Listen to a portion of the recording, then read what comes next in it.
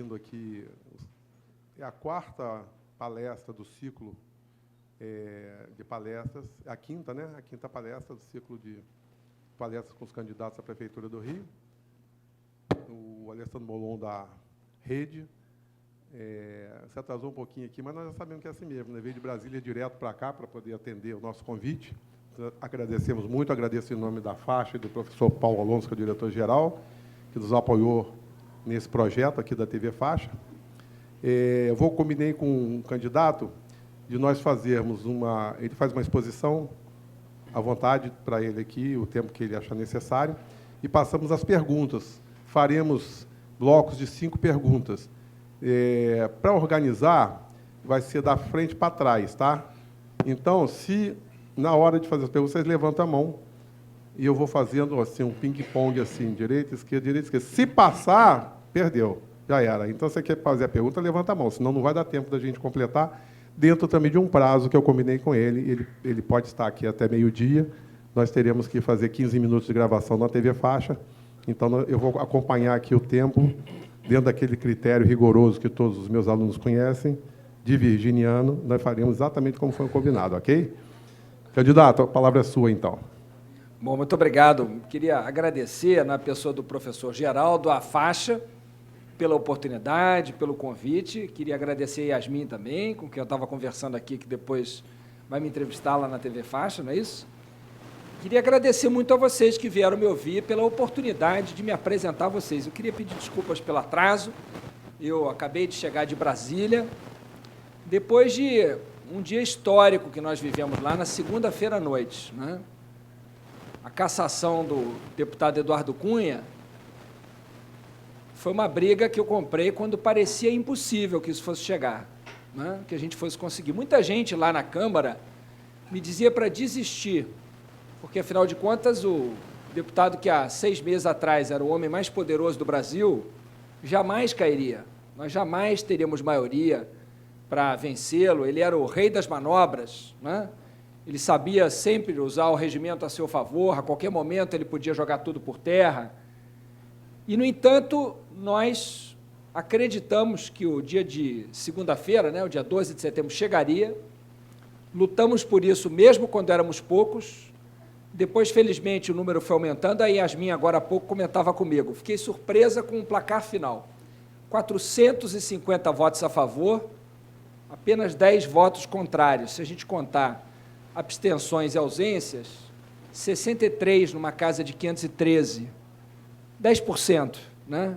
Ele terminou com 10% do apoio de apoio na casa, né? Mas apenas 10 votos com a coragem de assumir que ele não deveria ser cassado. Então, estou cansado, foi uma luta muito difícil, mas acho que muito importante para o Brasil. Acho que um recado muito importante para quem faz política. Não tem ninguém acima da lei, ninguém acima do bem e do mal. Usou o mandato para enriquecer, usou a política para interesse privado contra o interesse público, vai responder por isso.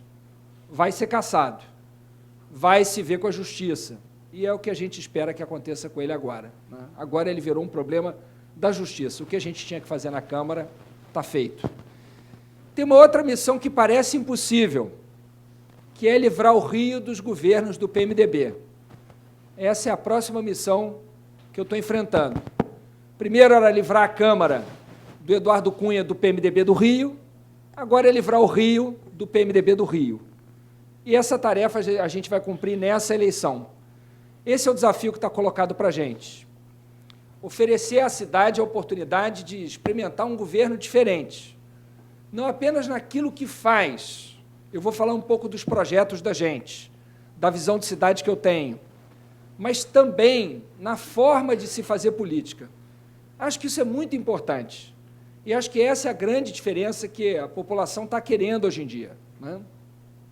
Primeiro, o Rio de Janeiro, desde que ele deixou de ser capital federal, nunca mais ele encontrou o seu rumo, nunca mais ele encontrou o seu lugar no país, a sua vocação.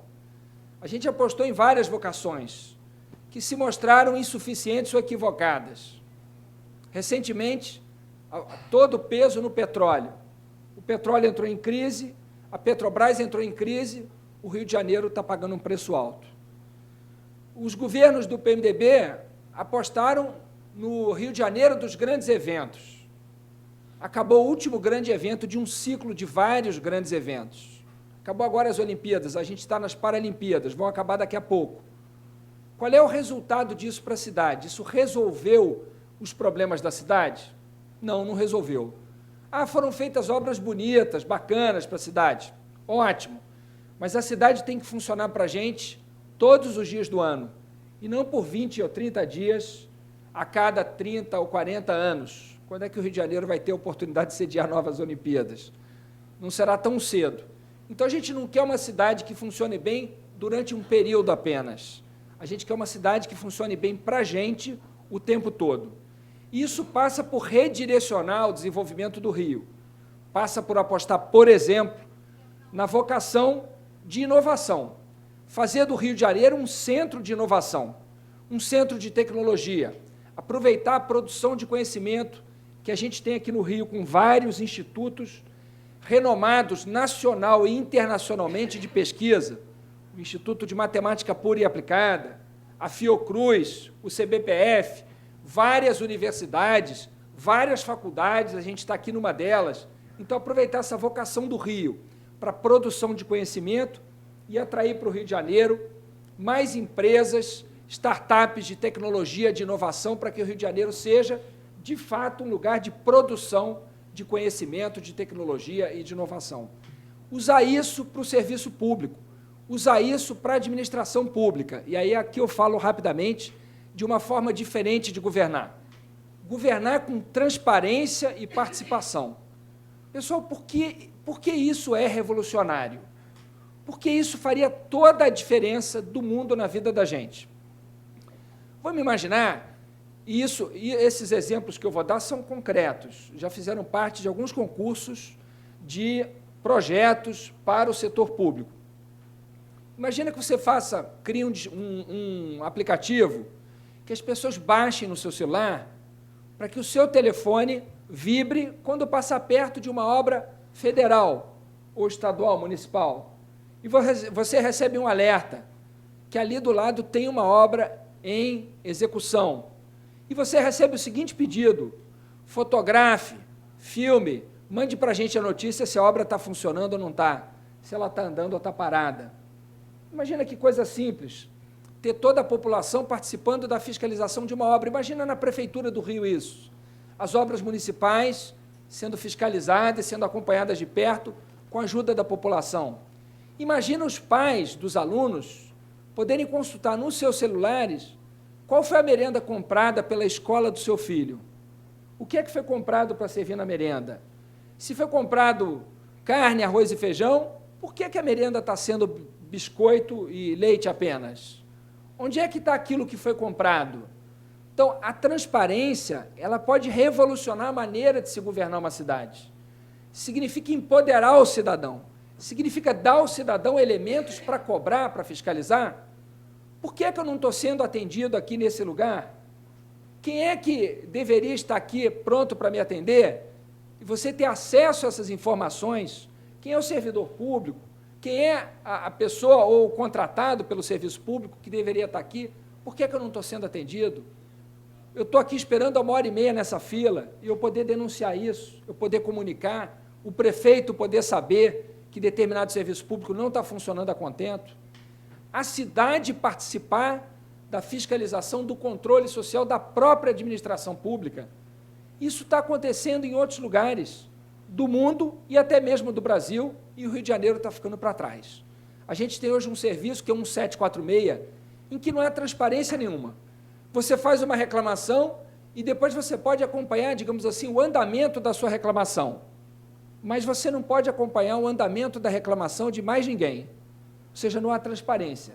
Eu não sei o que a Yasmin denunciou no mês passado na rua dela. Então, ninguém pode ver o que o outro está reclamando. Ou seja, não há pressão sobre a prefeitura. Cada um só vê as suas reclamações. Você não sabe se há milhares de pessoas que já pediram aquele conserto que você está pedindo ou se ninguém pediu. Então, usar a internet, usar a tecnologia para distribuir poder, para empoderar a sociedade, empoderar o cidadão, e ele participar do controle social, da fiscalização da própria prefeitura, Isso vai revolucionar a forma de governar as cidades, os estados e o próprio país. Antigamente, quando se inventou o orçamento participativo lá em Porto Alegre, só podia participar da decisão de para onde ia o orçamento público quem tinha tempo para ir nas assembleias do orçamento participativo. Foi uma invenção bem bacana. Outras cidades do mundo copiaram. Hoje em dia, outras cidades do mundo fazem orçamento participativo. Nos Estados Unidos, na Europa, adotaram uma tecnologia política e social que nós inventamos e que ganhou o mundo. E o Rio de Janeiro perdeu, e o Brasil, perdão, perdeu a vanguarda de apostar na inovação de formas de gestão. Aliás, a cidade do Rio tem uma lei que garante o orçamento participativo, embora ele não aconteça na prática. Sabem de quem é a lei do orçamento participativo na cidade do Rio? Sabem quem é o autor da lei? É o prefeito da cidade. Quando ele era vereador, ele fez a lei do orçamento participativo. E ela não acontece, ela não funciona, ela não é cumprida. A lei do próprio prefeito. Então, a gente deveria estar decidindo para onde vai o orçamento da cidade. Você deveria poder decidir para onde vai o dinheiro que vai ser gasto no seu bairro. O que é prioritário para você? É a reforma da praça, com brinquedos para as crianças, com uma quadra de esporte? Ou é a construção de uma lona cultural? É um equipamento cultural? É disso de que o seu bairro precisa? É a manutenção das calçadas? Elas estão todas esburacadas? As pessoas de idade, as pessoas com deficiência estão tendo dificuldade de se locomover no bairro? É essa a prioridade? Ou é a construção de um viaduto? Porque está tendo muito acidente, tem gente cruzando uma rua muito movimentada e está sempre tendo alguém acidentado. Qual é a prioridade do seu bairro? Hoje, com um smartphone, você poderia consultar a população toda, quem mora no bairro, poderia opinar para onde vai o seu dinheiro. E, no entanto, isso não é feito. Então, governar de uma forma diferente hoje é distribuir poder, é garantir que a sociedade possa fiscalizar graças à transparência e que ela possa participar graças a mecanismos como esses de ouvir a população. Transparência e participação. Dados abertos, todos na internet, tudo sobre a prefeitura lá, todos os servidores, todos os cargos contratados, os cargos comissionados, quem são, o que fazem, onde estão, qual é a sua formação, por que é que estão prestando aquele serviço, o que é que a prefeitura comprou, quais são as licitações em andamento, para onde está indo o dinheiro público, onde está sendo gasto, por que foi pago isso e não aquilo, tudo aberto. Tudo aberto. Nenhum remédio melhor, nenhum antídoto melhor contra a corrupção. Quanto mais transparência, menos corrupção, mais difícil de desviar dinheiro público. Quanto menos dinheiro público for desviado, mais dinheiro vai ter para comprar remédio, para contratar médico, professor e colocar à disposição da população. Então, tem jeito, dá para fazer de uma forma bem diferente. É outra maneira de ver a administração pública, é outra maneira de governar, é uma política do século XXI. A gente aqui no Rio está na política do século XIX. O prefeito faz o que dá na cabeça dele. Ele mudou todas as linhas de ônibus. Por quê? Com base em quê? Não, foi com base num estudo. Qual o estudo? Quem fez o estudo? Com que interesse foi feito o estudo? Bom, não me parece que tenha sido para atender as pessoas. Para mim, foi feito para atender o interesse das empresas. Aliás, eu desconfio que tenham sido elas que tenham feito o estudo, de forma a maximizar o lucro delas, mesmo que isso piore muito o nosso transporte aqui na cidade. Agora, se não foi assim, se foi diferente, por que o prefeito não mostra? Cadê o estudo? Fazer com transparência, chamar a COP para fazer, que trabalha com transportes, ou qualquer outro órgão público, deixar as pessoas participarem. Qual é a sua prioridade? O que você gostaria aqui? Como é que você está vendo? Como é que foi a mudança das linhas de ônibus para você? A gente chega na prefeitura, a gente vai rever toda a distribuição de linhas de ônibus.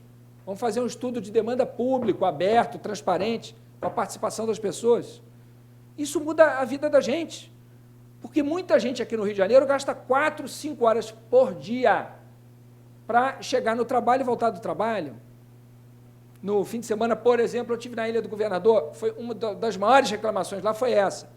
Pelo amor de Deus, transporte. Uma senhora me dizia, olha, eu tenho que ir 3 vezes para Tijuca por semana para o meu trabalho. Eu trabalho 3 vezes por semana na Tijuca. Se eu gasto 2 horas e pouco para ir, 2 horas e pouco para voltar, não tem condição. da Ilha do Governador para Tijuca.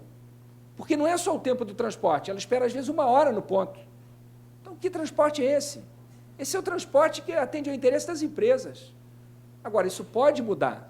Isso depende do prefeito. Agora, depende de um prefeito que não tenha rabo preso com empresa de ônibus, que não dependa delas, que não aceite financiamento ilegal delas, e assim por diante. Então, a gente pode governar o Rio de uma forma diferente, redirecionando a vocação da cidade, apostando na inovação, na tecnologia, na cultura. Para mim, as vocações da cidade são essas: economia criativa, tecnologia, inovação, cultura. Quando eu falo cultura, eu me refiro à música. A música do Rio de Janeiro é um sucesso no Brasil e no mundo. O Rio de Janeiro aproveita pouco essa vocação. O teatro, o audiovisual, a dança. Isso tem um potencial enorme para mudar a cidade, para mudar a forma da gente viver a cidade. Os shows que aconteceram e estão acontecendo nas ruas, nas praças, tornam as ruas e as praças cheias. O centro está cheio, por causa das atrações culturais de lá. Isso faz do centro um lugar mais seguro, porque cidade segura é cidade com rua cheia. É claro que segurança não é só isso, eu vou falar disso daqui a pouco, mas isso também é segurança. Então, a cultura tem um potencial enorme para dar emprego para as pessoas, gerar emprego, encher as ruas, fazer do Rio uma cidade mais segura. O Rio não tem que ter muito turista só durante as Olimpíadas. Aquela quantidade de turista que a gente viu, tem que ter o ano inteiro, gente. A vocação do Rio é essa. As pessoas não vieram para cá por causa dos jogos apenas, não. As pessoas quiseram ter uma experiência de Rio de Janeiro. As pessoas querem saber como é que é viver no Rio, o que é ser carioca. Isso é que é bacana, sabe? O Rio de Janeiro é uma marca sensacional para o Brasil. As pessoas querem saber como é que é viver a cidade, curtir a cidade, aproveitar a cidade. E isso depende da prefeitura. Então, apostar nessa vocação da cultura, apostar no turismo, nesse turismo de melhor qualidade, não no turismo sexual, no turismo cultural, no turismo de quem vem para a cidade para ver o que é o Rio de Janeiro, no turismo cultural, no turismo ambiental. A gente tem aqui a Floresta da Tijuca, esse parque urbano que é sensacional, fantástico, a gente aproveita pouco. Né? Então, apostar nisso também. Então, a moda do Rio de Janeiro tem que ser estimulada, tem que ser divulgada, tem que ser apoiada pela prefeitura, divulgar a moda do Rio de Janeiro no mundo. Eu falava de cultura, o carnaval de rua que tem que sair do centro e da Zona Sul apenas. Tem que continuar no centro e na Zona Sul, mas não apenas no centro e na Zona Sul, descentralizar o carnaval de rua. Pegar o carnaval da Sapucaí, fazer uma feira no meio do ano, para cidades que têm carnaval, são 900 cidades no mundo que fazem carnaval. Chamar essas cidades para ver as novidades que foram sucesso na Sapucaí, no carnaval do começo do ano. Não, aproveitar isso, fazer isso dá muito mais fruto do que dá. Essa é a vocação do Rio. A moda carioca, o design. A gente tem aqui no Rio de Janeiro a melhor escola de design da América Latina, a Escola Superior de Desenho Industrial, é da UERJ, fica ali na Lapa. Apostar no design carioca, isso é uma coisa bacana também. A gastronomia, a alta gastronomia, a alta cozinha, mas também a comida de botequim. Tudo isso também é vocação do Rio de Janeiro, então é por aí que o Rio de Janeiro vai se desenvolver. É claro que a gente também precisa de trabalho na construção civil, e essa é uma das grandes preocupações de quem está fazendo faculdade. A gente vive um momento muito difícil, porque vocês estão se preparando também para o mercado de trabalho, e a gente vive um momento de desaquecimento da economia, e aqui no Rio de Janeiro, mais grave ainda, porque com a passagem das Olimpíadas, o Rio de Janeiro precisa ter alternativa, então eu estou apontando para essas alternativas, e além delas, apostar na construção civil, com retomada de um projeto de moradia, criar moradia no centro da cidade. Pessoal, revitalização significa colocar vida de novo, não é isso? Revitalizar, né? Recolocar vida. Vida você tem quando você tem gente morando. O centro tem que ser um bairro. No mundo inteiro, os centros da cidade são bairros. Tem gente que mora nos bairros. Aqui a gente fez uma revitalização que é puramente empresarial. Tudo bem, bacana revitalizar o porto, mas tem que ter moradia lá. E olha, pessoal, o que é bacana das regiões portuárias do mundo todo, quando é feito esse processo de revitalização, é que muitas vezes surge a oportunidade de moradias mais baratas para quem está começando a vida, está começando a trabalhar. Então, no centro da cidade, pequenos apartamentos de 1 quarto, de 2 quartos, para quem está constituindo família, está juntando para morar, está morando sozinho, e não pode pagar o preço de um apartamento em determinados lugares, porque é caro, um aluguel. Então, construir moradia no centro, a prefeitura pode incentivar isso, pode facilitar isso. E isso foi feito em outras cidades do Brasil e do mundo, aqui no Rio de Janeiro não. Então, mobilidade não é só melhorar os transportes de ônibus. Mobilidade é também garantir que as pessoas possam morar perto do emprego. Você pegar um mapa de empregos e de moradias no Rio, você tem centro da cidade, muito emprego, quase nenhuma moradia. Zona Oeste, muita moradia, quase nenhum emprego.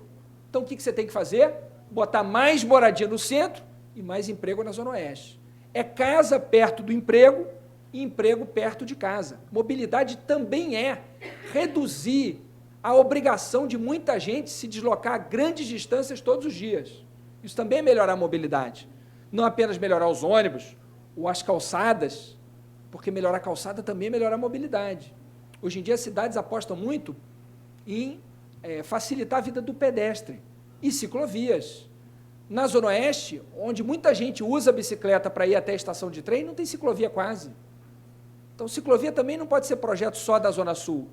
E, aliás, quando construir a ciclovia, ela não pode cair matando gente. Isso é uma coisa grave. Isso é sinal da corrupção, de obras contratadas a toque de caixa, superfaturadas e sem qualidade, que mata as pessoas. É muito grave, porque não é apenas o desvio do dinheiro, que já é gravíssimo, é também colocar em risco a vida das pessoas. É o asfalto que não dura 10 dias no elevado do Joá, que evidentemente é um asfalto de má qualidade, que foi superfaturado, que foi dinheiro desviado e que coloca em risco a vida das pessoas também. Então, mobilidade é isso, é garantir melhores ônibus, uma melhor distribuição, é garantir calçadas que as pessoas com deficiência ou que pessoas de idade, especialmente, consigam andar, não caiam, porque viram um problema de saúde pública. Outro dia eu estava no Salgado Filho, uma senhora de nome Marta me abordou lá e disse, olha, o senhor é candidata a prefeito, se ganhar a eleição, por favor, cuide das calçadas. Estava com o cotovelo arrebentado, uma senhora. Isso aqui foi calçada. Caiu por causa da calçada, perdeu um dia de trabalho, custou dinheiro para o hospital público, o hospital, em vez de estar atendendo um caso mais grave, que teria mesmo que atender, tem que atender o caso dela, que poderia ter sido evitado, prevenido com uma conservação melhor de calçadas. Então, isso é cuidar da cidade, né? Então, a gente tem que redirecionar o Rio, apostar para a vocação que é dele, no campo de geração de empregos em outras áreas que não é a vocação do Rio, construção de moradia, saneamento básico. É uma vergonha no Rio de Janeiro a gente coletar 2/3 e tratar apenas 1/3 do esgoto da gente. Isso é saúde pública, gente. Os nossos rios estão doentes, os rios da cidade estão todos poluídos, degradados, estão poluindo a Baía de Guanabara, onde são despejados milhares de toneladas de esgoto por dia, todos os dias. Estão poluindo as nossas lagoas, as lagoas de Jacarepaguá, a Lagoa Rodrigo de Freitas, estão poluindo as nossas praias, e a gente fica doente com isso. Isso é saúde pública. Então, a gente investir em saneamento, fazer parceria para ter saneamento em toda a cidade é fundamental também, é um compromisso da gente. Apostar, e olha, pessoal, o poder público não vai ter dinheiro para fazer saneamento para todo mundo nos próximos anos. O Rio de Janeiro vai viver anos difíceis. Vocês lembram do Pezão? Ele dizia, o Rio de Janeiro está ótimo, nunca teve tão bom, ganhou a eleição, o Rio de Janeiro quebrou. Calamidade pública, o servidor sem receber, a pensionista sem receber. A mesma coisa vai acontecer aqui no Rio com o Eduardo Paes. Ele diz que está tudo ótimo, que ele é um grande gestor, que o Rio nunca teve tão bem. Vai passar a eleição, a conta vai chegar. A conta das Olimpíadas vai chegar. Não tem almoço de graça. As coisas custam dinheiro, isso tudo foi feito à custa de empréstimo, e a gente vai ter que pagar essa conta. Então, o poder público não vai ter dinheiro para tudo, tem que saber fazer parceria com o setor privado, sim. Para o setor privado investir, o poder público cobrar qualidade, fiscalizar, regular, cobrar meta e sanear a cidade. Coleta e tratamento de lixo. Pessoal, lixo é dinheiro, lixo é emprego. Aqui no Rio não se aproveita isso. A coleta seletiva, as pessoas separam o lixo em casa, o caminhão passa a noite e junta. Tem cidades no Brasil que transformaram o lixo numa fonte de renda, porque é. Você preserva o meio ambiente, você protege os recursos naturais, Você gera emprego e renda e você não enche um aterro sanitário de lixo, tendo que depois partir para outro, e para outro, e para outro. Aqui a taxa de coleta seletiva e reciclagem é baixíssima no Rio. Então, é compromisso nosso investir nisso. Por quê? Porque isso gera emprego. Agora, para isso, não pode estar comprometido com as empresas que transportam lixo, porque elas ganham por tonelada transportada. Então, a coleta seletiva e a reciclagem retiram recursos de quem transporta lixo.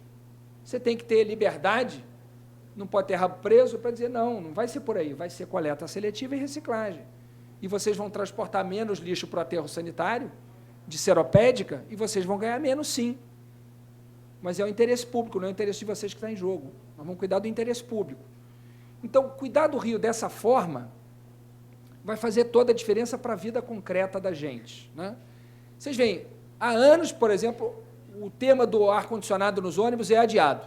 Todo ano a prefeitura deixa as empresas entregarem no ano que vem. Hoje está o candidato do prefeito num grande jornal dizendo, vai ser 100%. Já era para ter sido 100% há muito tempo. Mas, para as empresas de ônibus, todas as facilidades, para os cidadãos, todas as dificuldades. Então, mobilidade, geração de emprego e renda, apostar nas vocações do Rio, cuidar do meio ambiente, fazer do Rio uma cidade mais segura.